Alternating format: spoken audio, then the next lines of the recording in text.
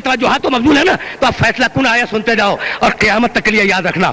یوما، بھائی توجہ، بہت توجہ. اب نور پہ 2 آیتیں ہدیہ کروں گا اور اجازت لے لوں گا اپنے سننے والوں سے. یوما لا یخزی اللہ النبی والذین آمنوا معہ. دیکھو نور پہ جا رہا ہوں میں، نور کی آیت پہ جا رہا ہوں، یہاں رکے رہنا. اور اب زیادہ زحمت نہیں لے رہا ہوں، اور اب کہاں تک سوچ سوچ کے بولتا رہا ہوں.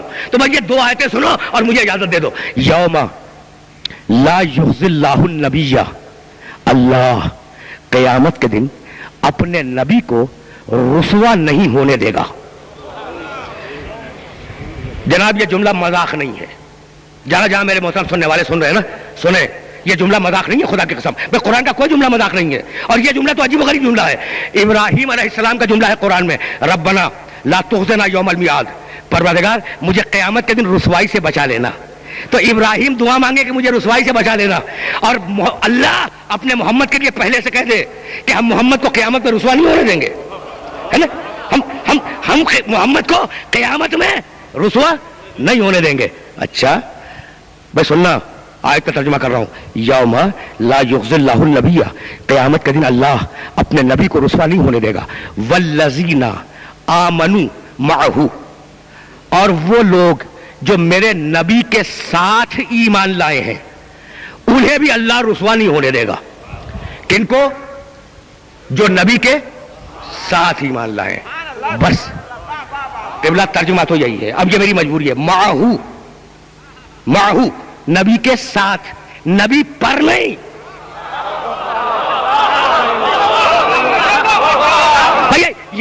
یہی تو فرق ہے امت میں اور اہل بیت میں. امت نبی پر ایمان لائے، اہل بیت نبی کے ساتھ ایمان لائے. توجہ رکھیے گا بھائی. اہل بیت تو رسول کے خون کے قطرے ہیں نا، رسول کے نور کے ذرے ہیں. بھائی توجہات مقبول لگے گا. یوما لا یخزی اللہ النبی والذین آمنوا معہ، قیامت کے دن اللہ نبی کو رسوا نہیں ہونے دے گا، اور وہ لوگ جو نبی کے ساتھ ایمان لائے انہیں بھی رسوا نہیں ہونے دے گا. اب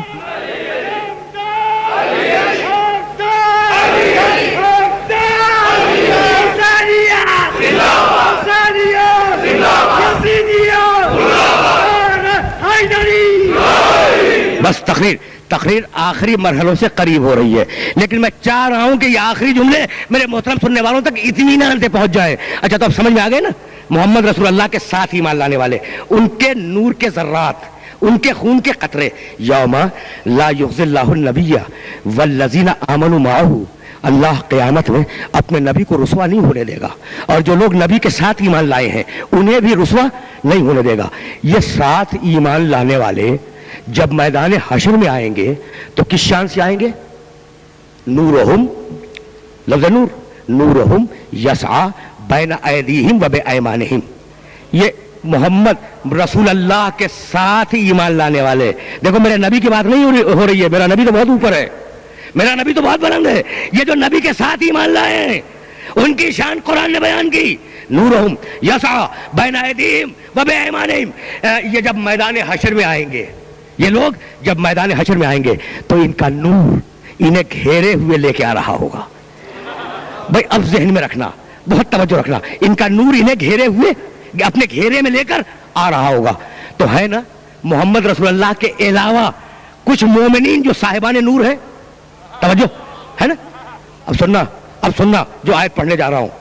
اور قبلہ ایک سورہ حدید کی آیت ہے، دوسری سورہ تحریم کی آیت ہے، اور یہ دونوں آیتیں خصوصیت سے آج میں ہدیہ کر رہا ہوں آپ کو. پہلی آیت آپ نے سن لی، اب یہ دوسری آیت سماعت فرمائے. تو اب سچویشن ذہن میں رکھنا. ایمان والے چلے اور ان کا نور ان کو چاروں طرف سے گھیرے ہوئے جا رہے ہیں نا. یوم یقول المنافقون والمنافقات للذین آمنوا، جب وہ نور والے جا رہے ہوں گے تو منافق مرد اور منافق عورتیں یہ دونوں مل کے کہیں گے ان سے، ان ایمان والوں سے، انظرونا، بھائی ذرا رکو، ذرا رکو. کیوں رکے؟ نقتبس من نورکم، تمہارے نور سے تھوڑا سا ہم بھی لے لیں. اب منافق سمجھ میں آیا؟ نہیں آیا؟ منافق سمجھ میں نہیں آیا. دنیا میں کہتا تھا کہ محمد نور نہیں ہے، دنیا میں کہتا تھا کہ محمد نور نہیں ہے، اور آخرت میں آ کر ایمان والوں سے نور مانگ رہا ہے۔ بھائی سننا، ایمان والوں سے نور مانگ رہا ہے۔ تو اب سنو ایمان والوں نے کیا جواب دیا، وَيَوْمَ يَقُولُ الْمُنَافِقُونَ وَالْمُنَافِقَاتُ انظُرُونَا، سچویشن ذہن میں رکھنا، نور والے چلے، منافق مرد منافق عورتیں کھڑی ہوئی ہیں۔ اب جیسی نگاہ پڑی کہ نور والے جا رہے ہیں، کہا انظرونا، ارے بھائی ذرا رکو۔ وہ نور والے رکے، کہنے لگے بھائی کیا بات ہے، کہا بھائی رکو ذرا، نقتبس من نورکم، تمہارے نور سے تھوڑا سا ہم بھی استفادہ کر لیں، تھوڑا سا لے لیں۔ وہ رکے اور کہنے لگے، وہ نور والے کہنے لگے ارجعوا وراءکم والتمسوا نورا، ارے بھائی ہم سے نور کیا مانگ رہے ہو، دنیا میں واپس جاؤ اور جنہیں اپنا بزرگ مانتے تھے نا ان سے نور مانگ کے لاؤ۔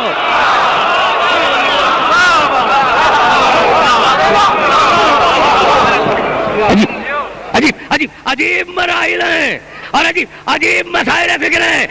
اس مرحلہ فکر سے آگے نہیں جانا، اور اس مرحلہ فکر پر بات کو رک جانا ہے کہ اب تک بحث کیے جا رہے ہو کہ میرا نبی نور ہے یا نور نہیں ہے، اب تک بحث کیے جا رہے ہو کہ میرا نبی بشر ہے یا بشر نہیں ہے، اب تک بحث کیے جا رہے ہو کہ میرا نبی معصوم ہے یا معصوم نہیں ہے۔ بھائی عجیب مرحلہ فکر یہ ہے کہ سید الشہداء کی زیارت میں یہ جملہ موجود ہے، اشہد انک کنت نورا فی الاسلاب الشامخۃ والارحام المطہرۃ لم تنجسک الجاہلیۃ بانجاسها۔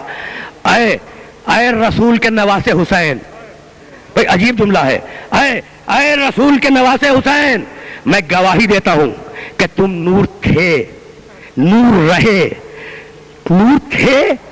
رہے، مطہر رحموں سے گزرتے رہے، پاکیزہ صلبوں سے گزرتے رہے، اور نجاست کی، جاہلیت کی کسی نجاست نے تمہیں مس نہیں کیا۔ بھئی جاہلیت کی نجاست تو اسے مس کرے جو صاحب تطہیر نہ ہو۔ تقریر آخری مرحلوں سے قریب ہو گئی۔ اشہد انک کنت نورا فی الاسلاب الشامخۃ والارحام المطہرۃ لم تنجسک الجاہلیۃ بانجاسها ولم تلبسک من مدلہمات ثیابها۔ اور سنو حسین، سنو، میں گواہی دیتا ہوں کہ تمہیں جاہلیت کی کسی نجاست نے مس نہیں کیا، اور جہل کے کسی اندھیرے نے تمہیں اپنے گھیرے میں کبھی نہیں لیا۔ بھئی تقریر اس مرحلے پہ تمام ہو رہی ہے۔ وَأَشْهَدُ أَنَّكَ قَدْ أَقَمْتَ الصَّلَاةَ وَآتَيْتَ الزَّكَاةَ وَأَمَرْتَ بِالْمَعْرُوفِ وَنَهَيْتَ عَنِ الْمُنكَرِ وَأَطَعْتَ اللَّهَ وَرَسُولَهُ۔ اور حسین میں گواہی دیتا ہوں کہ نماز تم نے قائم کی، زکوٰۃ تم نے دی، امر بالمعروف تم نے کیا، نہی عن المنکر تم نے کیا، خدا کی اطاعت کا حق تم نے ادا کیا، رسول کی اطاعت کا حق تم نے ادا کیا۔